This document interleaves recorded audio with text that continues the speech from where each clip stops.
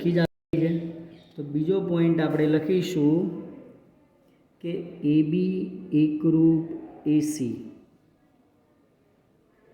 આને તમે પક્ષ પણ લખી શકો કારણ કે આપેલું વિધાન છે. આપણે અહીંયા સાબિત કરીને ક્યાંયથી લાવ્યા નથી, એ આપેલું જ વિધાન છે એટલા માટે એને પક્ષ તરીકે પણ લઈ શકીએ. જેમ પ્રમેયની અંદર આપણને વિધાન આપેલું હોય અને આપણે પક્ષ કહીએ છીએ, એમ અહીંયા પણ આપણને રકમની અંદર વિધાનમાં જ આપી દીધું છે કે આ પક્ષ છે. ત્યાર પછી ત્રીજો પોઈન્ટ જે છે, બરાબર, તો ત્રીજા પોઈન્ટની અંદર શું થાય, એડી બાજુ જે તો સામાન્ય હતી બંને ત્રિકોણમાં, તો એડી એકરૂપ એડી, જેની માટે આપણે લખી શકીએ કે આ બંને બાજુ સામાન્ય, બંને ત્રિકોણ માટેની સામાન્ય બાજુ છે.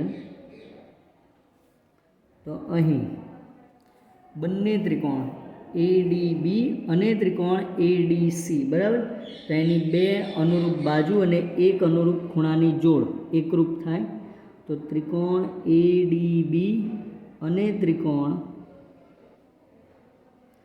ADC માં અનુરૂપ બાજુ તથા અનુરૂપ ખૂણાની જોડ એકરૂપ હોવાથી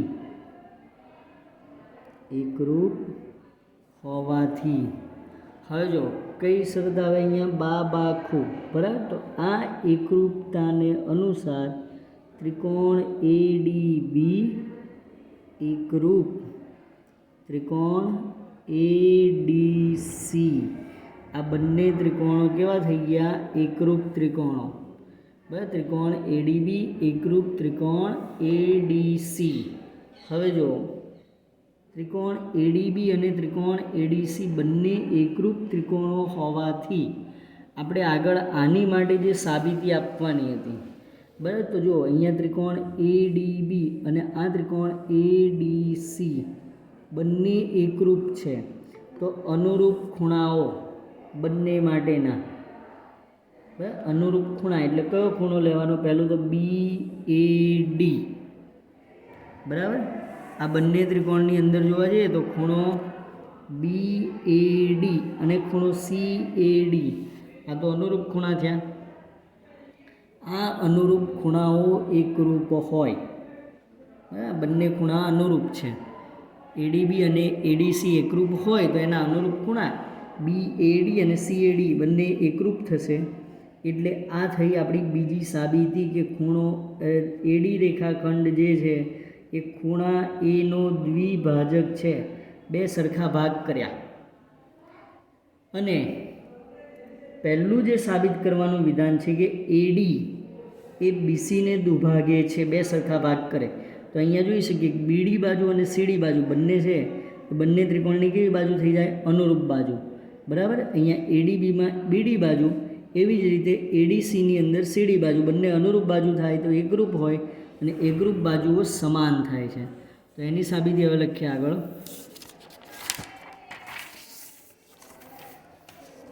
તો જે આપણને અહીંયા આપેલું જ હતું કે ત્રિકોણ ADB એકરૂપ ત્રિકોણ ADC હોવાથી, બરાબર, આ બંને ત્રિકોણો તો કેવા છે, એકરૂપ. જેમ કે હું અહીંયા દોરું બંને ત્રિકોણની આકૃતિ, તો એક ત્રિકોણ આ પ્રમાણેનો બને છે, ખૂણો D કાઢ, ખૂણો AB ADB, અને બીજો ત્રિકોણ આ પ્રમાણે બને, અહીંયા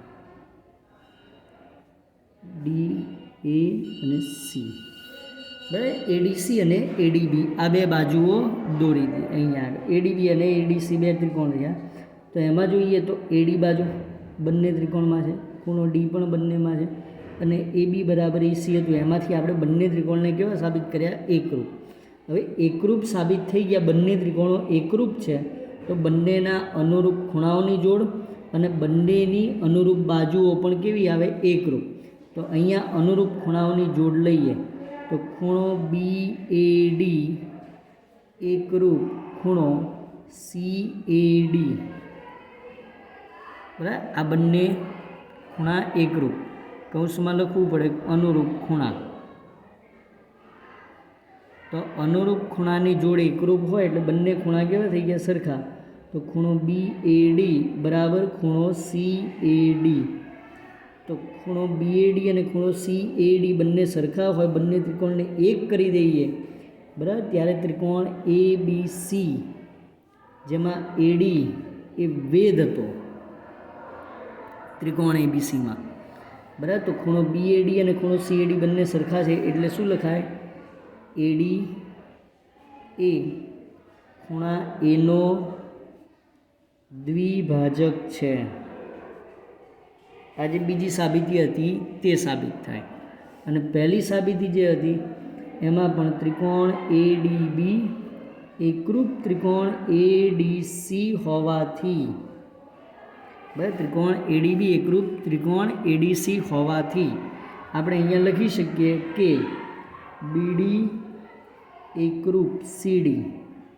તો BD બરાબર CD, બરાબર. બંને અનુરૂપ બાજુઓ છે, બાજુમાં લખવું પડે કે અનુરૂપ બાજુ. તો અનુરૂપ બાજુઓ છે બંને કેવી થશે? એકરૂપ. એટલા માટે BD બરાબર CD.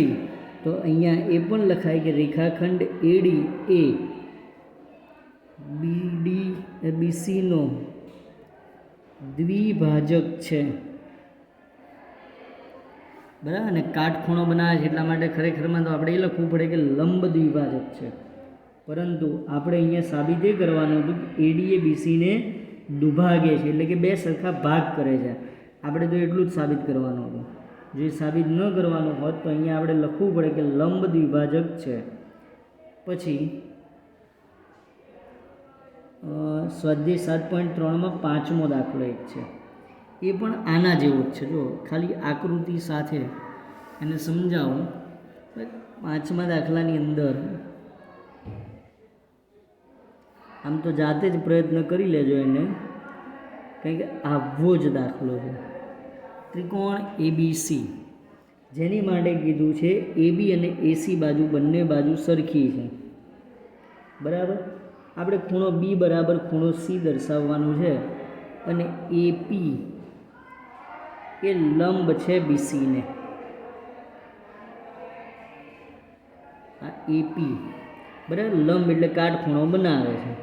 કઈ બાજુ પર? BC બાજુ પર. જો આ બાજુ સરખી, AP બાજુ સામાન્ય બાજુ થઈ. આ કાટખૂણો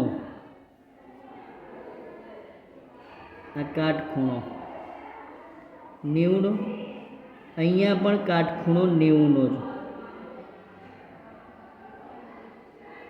આ તો બંને કર્ણ છે, એ તો સરખા આપેલા જ છે આપણને પ્રશ્નમાં જ, કે AB બરાબર AC છે. અને ત્રીજી જે છે એ છે સામાન્ય બાજુ.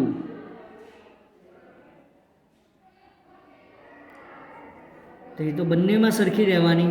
કર્ણ સરખા છે, કાટખૂણો સરખો, તો કઈ શરત લાગુ પડે? ચલો કહો, આમાં કઈ શરત લાગુ પડશે એકરૂપતા માટે?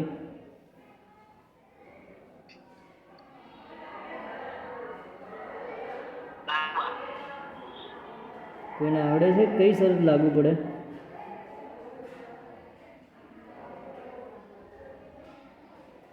બંને ત્રિકોણો માટે કઈ શરત લાગુ? ના, કાકબા. કાટખૂણો, કર્ણ, બાજુ, બંને ત્રિકોણમાં કાટખૂણા સરખા, કર્ણ સરખા અને બાજુ સામાન્ય બાજુ, બરાબર. તો આના કારણે આપણે એવું કહી શકીએ અહીંયા આગળ, અહીંયા તો જોવા જઈએ તો કાકબા આ શરત અનુસાર બંને ત્રિકોણો અહીંયા ત્રિકોણ APB અને ત્રિકોણ APC બંને એકરૂપ ત્રિકોણ થાય તો બંનેના અનુરૂપ ખૂણા B અને ખૂણા C આ પણ કેવા હોય? એકરૂપ.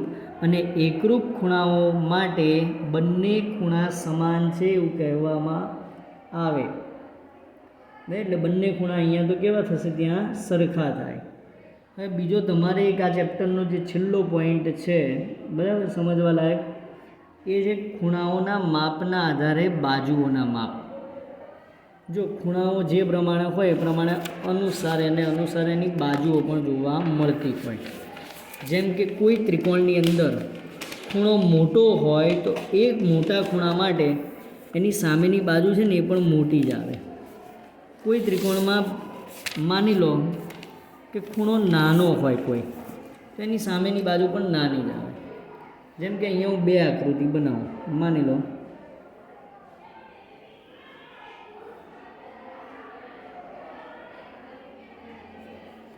ત્રિકોણ ABC. આ ત્રિકોણ ABCમાં તમે જોઈ શકો છો કે સૌથી મોટી બાજુ ABC બાજુ બને છે અને સૌથી નાની બાજુ AB બાજુ. તો આ નાની બાજુ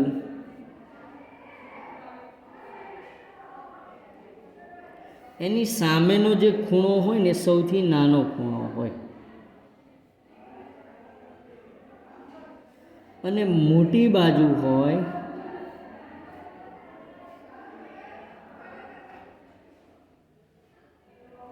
એની સામેનો ખૂણો સૌથી મોટો ખૂણો હોય. બાજુ જેટલી મોટી હોય એટલો જ ખૂણો મોટો થાય. બાજુ જેટલી નાની સામેનો ખૂણો એટલો જ નાનો ખૂણો હોય છે. તો અહીં આગળ જે બાજુઓ અને ખૂણાઓનો આપણે જોઈ શકીએ કે બંને વચ્ચેનો જે તફાવત આવે બરાબર, એટલે મોટા ખૂણાની સામેની બાજુ મોટી, નાના ખૂણાની સામેની બાજુ નાની.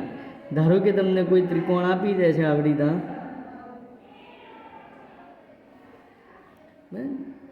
એકનું માપ લઈએ આપણે 55,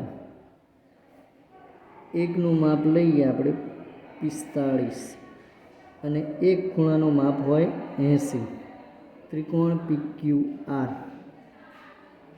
તો આમાં સૌથી મોટી બાજુ કઈ? ચલો બોલો, કઈ બાજુ સૌથી મોટી થશે?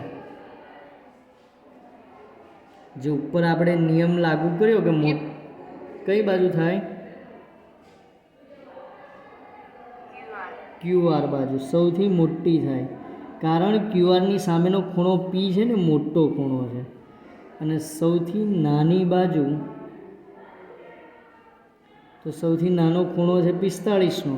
45ની સામેની બાજુ થાય PQ, તો એ બાજુ આવે સૌથી નાની બાજુ. આ ખાસ ધ્યાન રાખવું કે મોટા ખૂણાની સામેની બાજુ મોટી હોય, નાના ખૂણાની સામેની બાજુ નાની હોય. હવે આને જ અનુસરી અને સ્વાધ્યાય 7.4 બરાબર, એમાં એક દાખલો છે. સ્વાધ્યાય 7.4માં પહેલો દાખલો જે છે એ પહેલો દાખલો આપણને આપ્યો છે કે સાબિત કરો કે કર્ણ એ કાટકોણ ત્રિકોણની મોટી બાજુ છે. હવે જો કાટકોણ ત્રિકોણ બનાવીએ આપણે, આ એક કાટકોણ ત્રિકોણ બનાવ્યો, એમાં કાટખૂણાની સામેની બાજુ એટલે આ થઈ ગયો આપણો કર્ણ. તો જો કાટખૂણો હંમેશા કેટલાનો બનવાનો? 90°. બરાબર. ત્રિકોણના ત્રણેય ખૂણાઓનો સરવાળો 180 હોય, એમાંથી કાટખૂણો 90નો થાય, મતલબ આ બે ખૂણાઓનો સરવાળો 90 થાય. ધારો કે આ ત્રિકોણ ABC લઈએ અને નામ આપી દઈએ. જો ખૂણો B 90નો હોય તો ખૂણો A વત્તા ખૂણો C બરાબર 90 થાય. જેમ કે આપણે જાણીએ કે ત્રિકોણ ABC માટે ખૂણો A વત્તા ખૂણો B વત્તા ખૂણો C એનો માપ થાય 180. એમાંથી ખૂણો A વત્તા ખૂણો Bનું માપ 90 વત્તા ખૂણો C બરાબર 180. તો ખૂણો A વત્તા ખૂણો C એના બરાબર 180 ઓછા 90, અને 180માંથી 90 બાદ કરી દો તો ખૂણો A વત્તા ખૂણો C બંનેનું માપ થાય 90. આ સરવાળો કેટલો મળે? 90 સરવાળો મળે છે. આ ત્રિકોણ ABC માટે જ આપણે સાબિત કરી રહ્યા છીએ. AC મોટી બાજુ છે એ. બરાબર. હવે સાબિતીની અંદર જો બે ખૂણાનો સરવાળો 90 હોય, મતલબ આ માપ તમે કોઈ પણ ખૂણો હંમેશા 0 કરતાં મોટો હોય ત્રિકોણમાં, ત્રિકોણની અંદર કોઈ પણ ખૂણો લો તમે 0 કરતાં કેવો હોય? મોટો.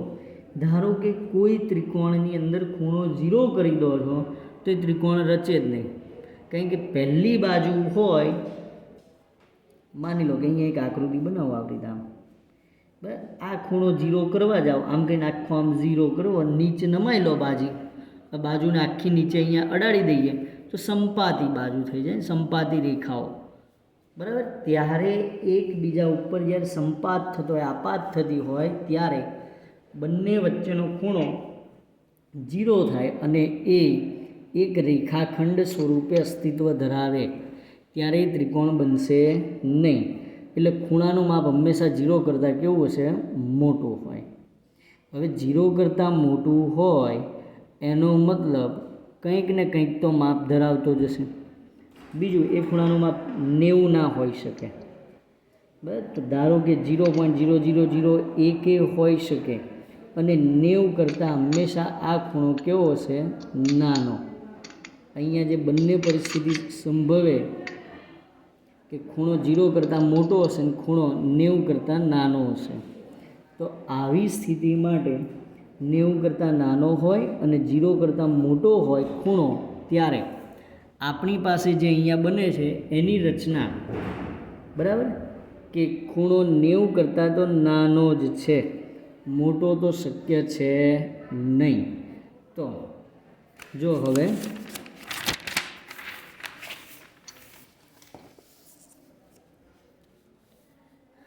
કે ખૂણો બી બરાબર તો 90 હતો, એ તો આપણે લીધું આકૃતિમાં, ખૂણો બીની કિંમત આપણે લીધી 90. હવે ખૂણો એ કેટલો? તો ખૂણો એ 90 કરતાં તો નાનો, બરાબર. તો ખૂણો એ લેસ ધેન ખૂણો બી, તો ખૂણો એ લેસ ધેન ખૂણો બી લખાય, કારણ કે ખૂણા બીનું માપ કેટલું લીધું? 90 અંશ, બરાબર. ખૂણા બીનું માપ આપણે લીધું 90 અંશ, માટે ખૂણો એ લેસ ધેન ખૂણો બી. તો એની સામેની બાજુ કઈ? ખૂણા એની સામેની બાજુ કઈ આવે? બીસી. એ સિવાયના માપ લઈ લો. બીની સામેની બાજુ એ સી, બરાબર. આ પરિણામ નંબર 1. જે ખૂણો અહીંયા એ હતો એની સામેની બાજુ થઈ બીસી, બરાબર. ખૂણો એ લેસ ધેન ખૂણો બી એટલે શું દર્શાવે? એની સામેની બાજુ એ બીની સામેની બાજુ કરતાં નાની છે, એટલે બીસી લેસ ધેન એસી, પરિણામ નંબર 1. હવે બીજો પોઈન્ટ, ખૂણો સી લેસ ધેન 90 કેમાં આવ્યું? તો અહીંયા પણ હતું ખૂણો એ વત્તા ખૂણો સી બરાબર 90 થાય છે. અહીંયા પણ ખૂણો એ વત્તા ખૂણો સી બરાબર 90 છે, બંનેનો સરવાળો 90 હતો, બરાબર. તો આના માટે થઈ આપણે એવું કહી શકીએ કે જેમ મેં હમણાં કીધું, જો ખૂણો 0 લઈ લો ને તો જ બીજો ખૂણો 90નો થાય. જ્યારે ખૂણો 0 હોય ત્યારે બીજો ખૂણો 90નો થાય. આ બંનેનો સરવાળો 90 હોય, આમાંથી એક 0 હોય તો બીજો 90 થાય, બરાબર. આમાંથી એકને એક લઈએ તો બીજો 89 થઈ જાય, એક 45 તો બીજું 45 થાય, બરાબર. એકને 22 લઈએ તો બીજાનું માપ જે છે એ 68 થઈ જશે. તો આમ પ્રમાણે જોવા જઈએ તો દરેક વખતે સરવાળો તો 90 જ મળવો જોઈએ. તો અહીં આ પરિસ્થિતિમાં ખૂણો એ વત્તા ખૂણો સી બરાબર 90, અહીંયા પણ ખૂણો એ વત્તા ખૂણો સી બરાબર 90, જે સૂચવે કે ખૂણો એ અને ખૂણો સી બંને 90 કરતાં નાના થાય. તો ખૂણો સી લેસ ધેન 90, તો ખૂણો સી લેસ ધેન ખૂણો બી.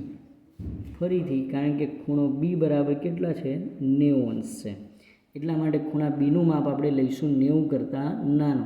તો ખૂણો સી લેસ ધેન ખૂણો બી. હવે જો ખૂણો સી લેસ ધેન બી, તો સીની સામેની બાજુ એ બી લેસ ધેન ખૂણા બીની સામેની બાજુ ફરીથી એ સી જ, બરાબર. જેમ ઉપર હતું અહીંયા એ જ પ્રમાણે ઉપર જે લખ્યું હતું આપણે અહીંયા આગળ કે ખૂણો એ લેસ ધેન ખૂણો બી એટલે બીસી લેસ ધેન એસી, એ જ પ્રમાણે સી લેસ ધેન બી થયો ખૂણો, તો સીની સામેની બાજુ એ બી લેસ ધેન બીની સામેની બાજુ એસી. આ પરિણામ નંબર 2, બરાબર. હવે જો પરિણામ 1 જે હતું એ પરિણામ 1 એવું સૂચવે છે અને પરિણામ 2 પરથી, તો પરિણામ 1 અને પરિણામ 2 પરથી શું કહી શકાય? તો પરિણામ 1 જો પરિણામ 1ની અંદર શું કીધું છે? પહેલું પરિણામ જે મળ્યું આપણને એની અંદર શું લખ્યું? તો BC લેસ ધેન AC. આજે લખ્યું BC લેસ ધેન AC એટલે BCનું માપ AC કરતાં નાનું છે. એવી જ રીતે AB લેસ ધેન AC, બરાબર, એટલે ABનું માપ ACનું માપ AB જે કરતાં મોટું હોય, AC મોટું છે ને AB નાનું છે. તો અહીં શું લખી શકાય? AC ગ્રેટર ધેન AB તથા AC ગ્રેટર ધેન BC, બરાબર. માટે સૌથી મોટી બાજુ કઈ થઈ? AC છે, બરાબર. આ તો બાકીની બંને બાજુ AB અને BC બંને બાજુ કરતાં કેવી આવી? મોટી બાજુ છે. તો સૌથી મોટો ખૂણો કયો હતો? B, બરાબર. તો B ખૂણાની સામેની બાજુ કઈ આવી? તો B ખૂણાની સામેની બાજુ રેખાખંડ AC છે, જે સાબિત કરે કે ત્રિકોણ ABCમાં મોટા ખૂણાની સામેની બાજુ સૌથી મોટી છે, બરાબર. તો અહીંયા આગળ શું કર્યું? 3 એનો સરવાળો લેવાનો, 180 થાય. 90 ને બાદ કરી દઈએ તો બે ખૂણાઓનો સરવાળો 90 થાય, બરાબર. તો મતલબ બંને ખૂણા 90 કરતાં નાના છે. તો બંને ખૂણા 90 કરતાં નાના હતા, કાટખૂણા જોડે સરખાવી દઈએ અને ત્યાંથી આપણે બંને બાજુઓ કરતાં પણ નાની બાજુઓ છે તે સાબિત કરી શકાય અને એના આધારે કહી શકાય કે કાટકોણ ત્રિકોણમાં સૌથી મોટી બાજુ કર્ણ છે, બરાબર. કારણ ખૂણો B કાટખૂણો હતો તો કર્ણ આપણો થાય AC. તો આમ અહીં AC જે છે એ કર્ણ છે તેમ સાબિત થઈ જાય. તો અહીંયા સ્વાધ્યાય 7 ચેપ્ટર 7ની અંદર તમને આટલા દાખલાઓ કીધેલા હતા કે આટલા દાખલાઓ કરવાના હતા આપણે, બરાબર.